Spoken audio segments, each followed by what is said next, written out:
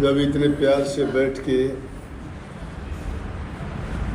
आप अपने श्रद्धा विश्वास का परिचय देते हो, जितने भी सत्संग देखते हैं दूसरी जगह, उनमें भी बड़ी संगत होती है, लेकिन जिस प्रकार से अपने यहाँ सत्संगों में हम अनुशासन, प्यार, सेवा का परिचय जो आप देते हो, इस प्रकार से दूसरी जगह नहीं मिलती। कई बार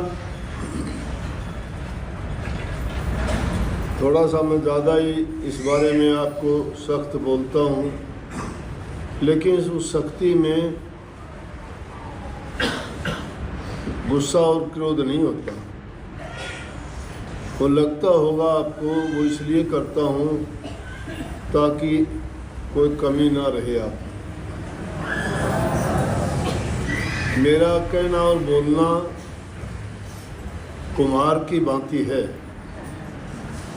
जिस प्रकार से कुम्हार मिट्टी के बर्तन बनाता है, घड़ा बनाता है, बनाते वक्त उसको एक थापी से पीटता भी है, लेकिन पीटते वक्त अंदर हाथ रखता है ताकि वो टूट ना जाए।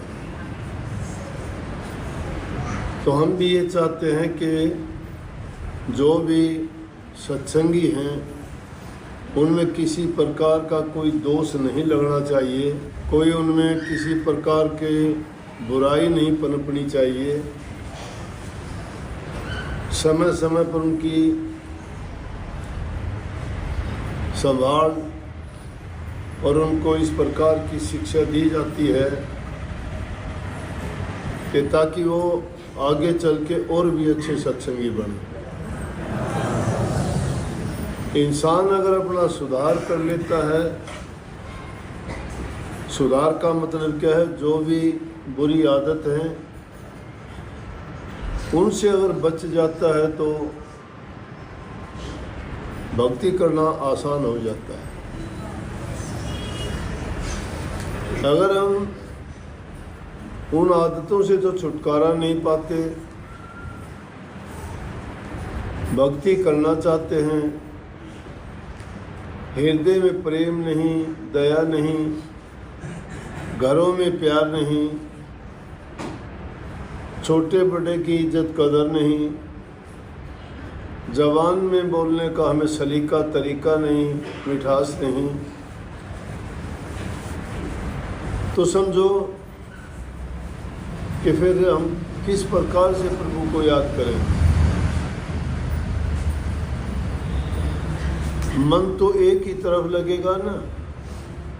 कबीर साहब कहते, कबीर मन तो एक है, बहुत जगह लगा, चाहे हर की भक्ति कर चाहे विषय कमा। मन तो एक ही है, एक समय में एक ही काम करेगा।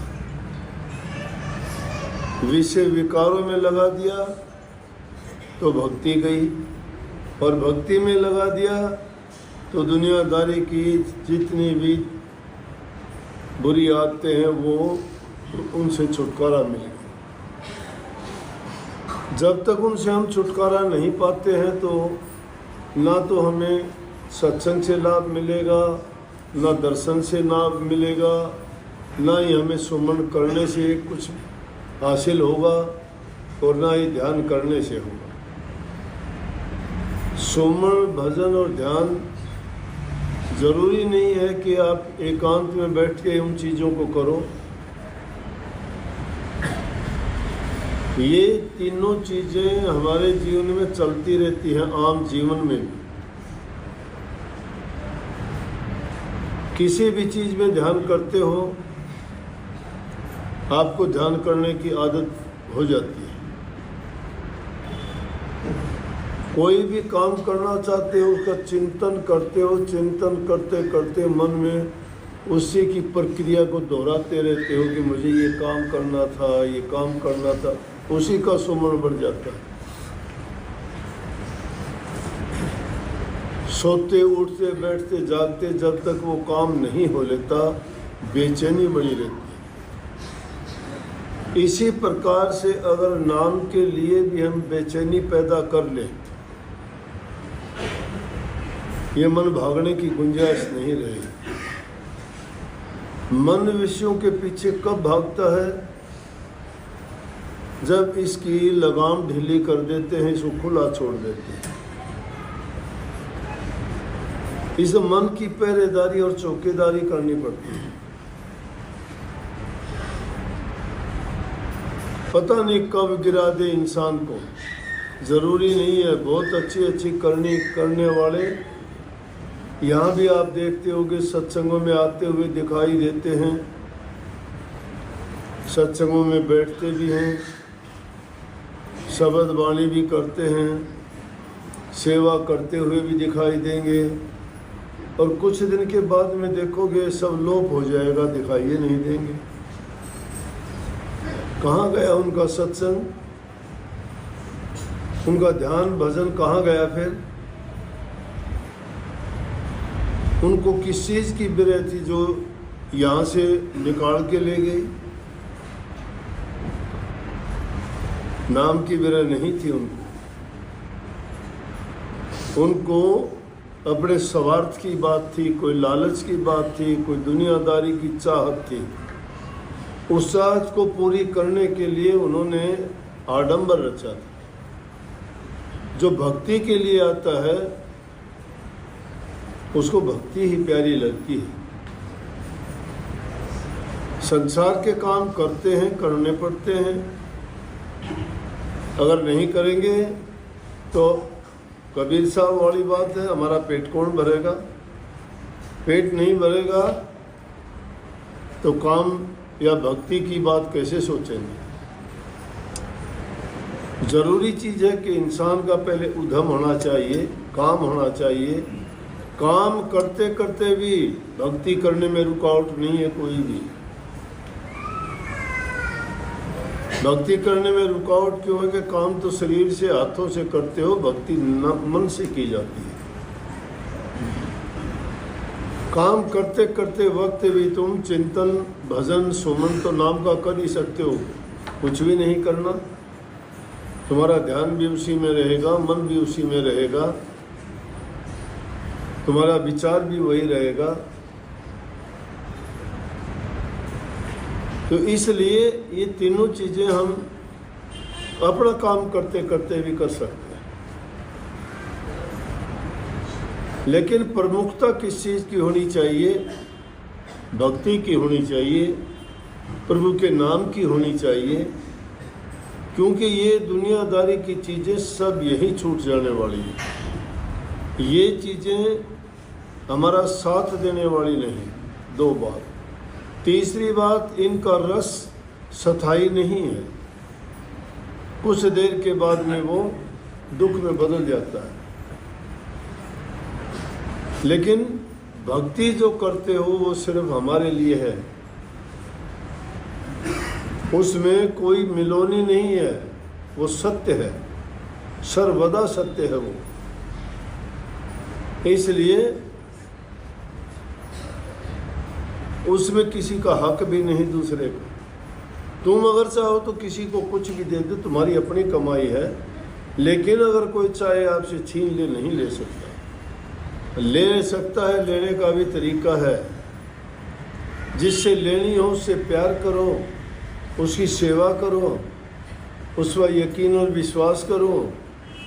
उसका विश्वास जीत लोगे, सेवा करके उसको प्रसन्न कर लोगे, तो जो चाहोगे वो सब कुछ अपना सौंप देंगे। घरों में भी देखते हो, जो बच्चा अपने माँ बाप की सेवा करता है, माँ बाप सब कुछ उसको दे देते हैं। उसी माँ बाप का दूसरा बच्चा गलत रास्ते पे चला जाता है, माँ बाप की बात नहीं मानता है, अच्छे काम नहीं करता है, तो माँ बाप उसको बेदखल कर देते हैं कि हमारा इससे कोई वास्ता नहीं है।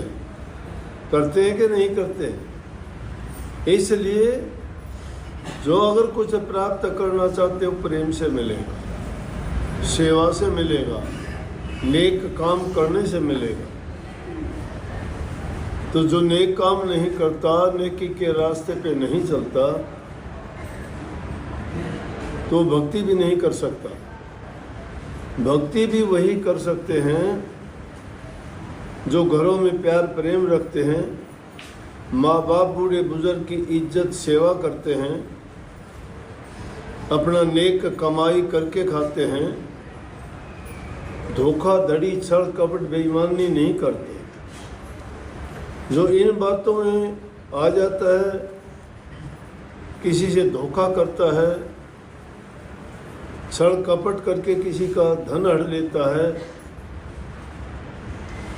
तो जिसका धन हड़ा, जिसकी चीज आपने ले ली, जिसको धोखा आपने दिया, जिसके साथ कपट आपने किया,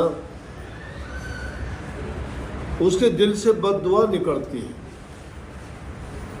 और वो बद्दुआ किसी को दिखाई नहीं देती, गुप्त मार है वो।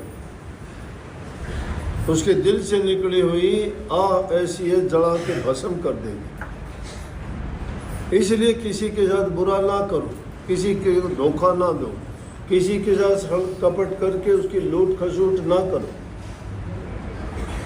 जो चीज़ तुम्हें नेक कमाई से, सच्चाई से, ईमानदारी से जो मिलती है, चाहे वो रूखा सूखा खा के आप अपना गुजारा करोगे, उसमें तुम्हें शांति मिलेगी। तुम्हारा आत्मिक बल होगा, उसमें सम्मान होगा, तुम्हारा आत्म सम्मान नहीं मरता उससे। आपके दिल में किसी प्रकार की घबराहट और भय नहीं रहेगा।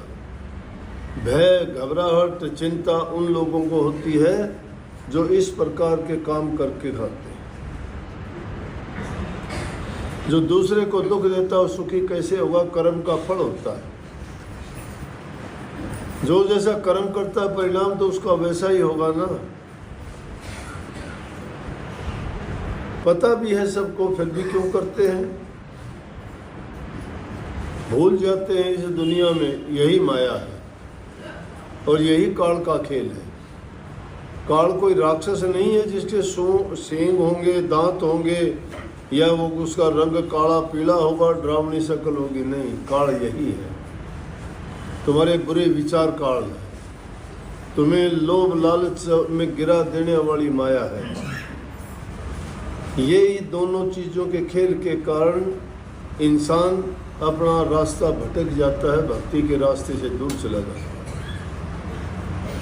ठीक रास्ते पे चलते चलते आदमी के मन में इन चीज़ों में से कोई भी चीज़ क्यों कह दिया कि 5 दुश्मन है, काम दुश्मन, क्रोध दुश्मन, लोभ दुश्मन, मोह दुश्मन, अहंकार सबसे बड़ा दुश्मन, इच्छा, आशा, तृष्णा, ममता, ये चीज़ें दुश्मन, शब्द, सब रस, रूप, रस, गंध, ये जीव को गिराने वाली चीज़ें। बात सत्य है। ये वो बुरे तरीके हैं कि जिनको जिसने भी अपना लिया उसमें गिरावट आनी ही आनी। जो कभी सत्संग में नहीं आता उनसे तुम्हारी दोस्ती, जो कभी सत्संग में नहीं आता उनसे तुम्हारी मित्रता है। उनसे क्या ग्रहण करोगे आप? उसके पास सत्संग की बात मिलेगी क्या? गुरमुखों का मन तो गुरमुखों से ही मिलता है। मनमुखों का मन मनमुखों से मिलेगा। दुनियादारी के लोग जो हैं उनमें बैठने वाले लोगों का मन उनमें लगता है, सत्संगी में नहीं लगता। सत्संगी वो है जिसमें नाम की चर्चा, सत्संग की चर्चा, प्रभु का गुणगान, गुरु के गुणों का गुणगान, भक्ति की बातें, जिसमें तप हो, त्याग हो, जिसमें महिमा हो गुरु के, क्योंकि ये चीज़ें उसके हृदय को शुद्ध और पवित्र रखते हैं, उनके विचारों को ऊंचा रखते हैं। जो इंसान जैसे विचार रखता है वैसा ही बन जाता है। जिसके नीचे विचार है वो कभी ऊंचा नहीं उठ सकता। जैसे आदमी के संग करना शुरू कर दो वो गिरता ही चला जाएगा, लेकिन गुरुमुख के साथ बैठना शुरू कर दोगे तुम्हें ऊंचा उठा देगा। क्यों उठा देगा? उसकी जितनी भी बातें होंगी सकारात्मक बातें होंगी, विश्वास भरी बातें होंगी, आत्म बल को जगाने वाली बातें होंगी, गिराने वाली नहीं। विश्वास की दृढ़ता बनती है उसमें। लेकिन दुनियादारी के लोग क्या करते हैं कि जिन चीज़ों से हम बचने के लिए कहते हैं वो हमें फंसाते हैं। कोई शराब में, कोई कबाब में, कोई और दूसरे विषय विकारों में, और उनमें पड़ के इंसान लड़ाई झगड़ा करता है। दूसरे लोगों के साथ किसी को दुख देता है तो उसको भी दुख मिलता है। झगड़े मुकदमे, कोर्ट कचहरी, पुलिस थाने, तहसील, उनमें उसका आना जाना शुरू हो जाता है। वहाँ कौन मिलेंगे लोग? सब अपराधी मिलेंगे, सब झगड़े में फंसे हुए मिलेंगे। अच्छा नहीं होता वहाँ, वैसे ही बिगड़ते ही चले जाएंगे, सुधार नहीं होगा। इसलिए मैंने कही कि फिर सत्संगी पूछते रह जाते रहे, पहले वो दिखा कर, और अच्छे आदमी का जिक्र नहीं करेंगे, पहले वो दिखा करता, आजकल वो दिखाई नहीं देता। कौन पूछेगा? उसी जैसा, क्यों? उसके विचार मिलते थे, नहीं तो उस जैसे और उससे अच्छे इंसान जो बैठे हैं उनके बारे में नहीं पूछता कोई।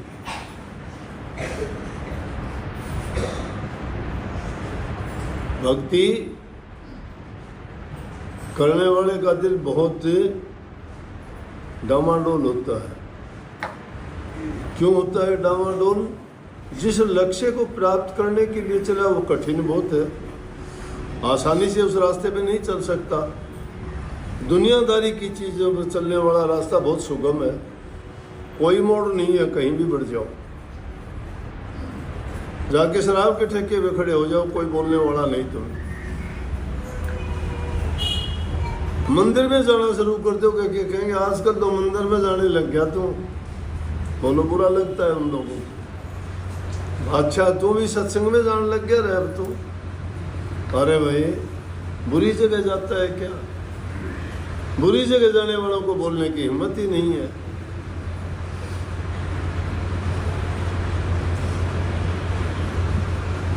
इसलिए गुरुमुखों का संग किया करो। समय जो मिलता है उसमें कुछ ना करो। क्यों ये बात कह दी कि बुरी संगति से इंसान अकेला भला? अकेला भला कोई चोरी की योजना नहीं बनाएगा, वो डाका डालने की योजना नहीं बनाएगा। सत्संगी बैठ के यही सोचेगा सत्संग किस तारीख का है, मैं कैसे जाऊंगा, काम पीछे से कौन संभालेगा, इसमें नहीं जा पाऊँ तो देखो इतने दिन हो गए मुझे। ये चिंतन उसके मन को भटकने नहीं देता, विरह पैदा करता है, प्यार पैदा करता है, श्रद्धा पैदा करता है। वो भक्ति से दूर नहीं है। जिसको इन चीज़ों की किसी अच्छी चीज़ के बारे में थोड़ा सोच लेना भी उसके विचारों को शुद्ध और पवित्र बना देता है। तो इसलिए मैंने कही ये ध्यान है, इसमें ध्यान है। सोचोगे सत्संग में नहीं गए, वो गया होगा, इस तरह से वहाँ इतनी संगत जाती है, मन तुम्हारा उसी वहीं से घूमता है, बात जाता ही नहीं। तो हर पल हर घड़ी सत्संगी आदमी सत्संग में ही रहता है। अपने विचारों को शुद्ध और पवित्र रखा करो। मैंने शुरू में कही थी कि आपको देख के मुझे खुशी होती है। कितने लोगों ने बीड़ी, शराब और नशे तो छोड़ो, बीड़ी तक नहीं पीते, हुक्का तक नहीं पीते। और आदमी कोई भी काम करता है उसकी पली देगा, वो उसकी बुराई नहीं उसके गुण बता देगा, बुरी चीज़ के भी गुण बता देगा। हम कितना छिपाने की कोशिश करो, तुमड़ी ने अगर लेकर कोई पानी में छिपाना चाहोगे छिपाएगी, ऊपर आओगी वह तो। कबीर साहब कहते चोर चुराई तुमड़ी और जल में दाबी आन, वो दाबे वो बरे कर्तव्य छानी ना। कर्तव्य इंसान का छानी नहीं रहता, प्रकट हो जाता है, कितना छिपा लो। लेकिन बहुत अच्छी बात है, कितनी बीमारियों से बच गई। पहला लाभ तो यही हो गया सत्संग में आने का, भक्ति तो शुरू हो ली उसी टाइम। तो ये संकल्प था। दूसरा मेरा संकल्प था कि मैं किसी की आलोचना नहीं करूं। कोई भी किताब कैसा भी हो, वो जो वो अब भी कोई बात आती है, मेरे से कोई सवाल करता है, मैं कहता हूँ कि वो करते हो, वो जानते होंगे, मेरी पूछ ले मैं क्या करता हूँ। और उसमें मेरा मुख्य काम है प्यार करना। मैं सबसे प्यार करता हूँ, इसलिए आप मेरे से प्यार करते हो। और प्यार ही सबसे बड़ी भक्ति है। जिस इंसान के हृदय में प्यार नहीं है, पक्का दुष्ट मान लेना। जो भरा नहीं है भावों से बहती, जिसमें रसधार नहीं, वो हृदय नहीं, वो पत्थर है जिस दिल में सच्चा प्यार है। जिसके हृदय में प्यार नहीं है, वो भक्ति के काबिल नहीं है। कपट है उसके दिल में, धोखा है। घट कपट दूर कर भाई। घट का कपट दूर नहीं होता तो भक्ति तो दूर बिहाई, नजदीक भी नहीं है। भक्ति अगर करना चाहते हो तो प्रेम करो, कीड़ी से भी प्रेम करो, जानबूझ के कष्ट ना दो, लेकिन फूफा ना छोड़ दियो, नहीं पसंद नहीं देगा कोई। फूफा जरूर है, क्यों झूठी सच्ची फूफा जानो सोने। तो आपको बहुत बहुत बधाई, खुशी मनाओ। 2 दिन बाद श्री रामचंद्र जी आ जाएंगे अपने। मिठाई बांटियो, खाइयो, खिलाइयो, दिए जलाओ, सफाई सफाई करो, घर कमरे की तामुर यहाँ आके बैठ गई। अपना अगर तुम घरों की सफाई नहीं करोगे, रंग रोगन नहीं करोगे, झाड़ा पूछी नहीं करोगे, लक्ष्मी को नहीं आओगी। लक्ष्मी तभी आती है, लक्ष्मी तभी आती है कि जब दीपक जलाओगे, सफाई करोगे। हृदय की सफाई भी करोगे, वो नाम से होगी। नाम की झाड़ू लेके हृदय की सफाई करो, प्रकाश रूपी दीपक प्रकट हो जाएगा, अज्ञान तुम्हारा दूर भाग जाएगा और लक्ष्मण की संख्या प्रभु के दर्शन होंगे। तो लक्ष्मी को प्राप्त करने के लिए घरों की सफाई करो, प्रभु को प्राप्त करने के लिए हृदय की सफाई करो। तुम्हारा जीवन सुखी बीतेगा, दोष रोग से मुक्त रहो।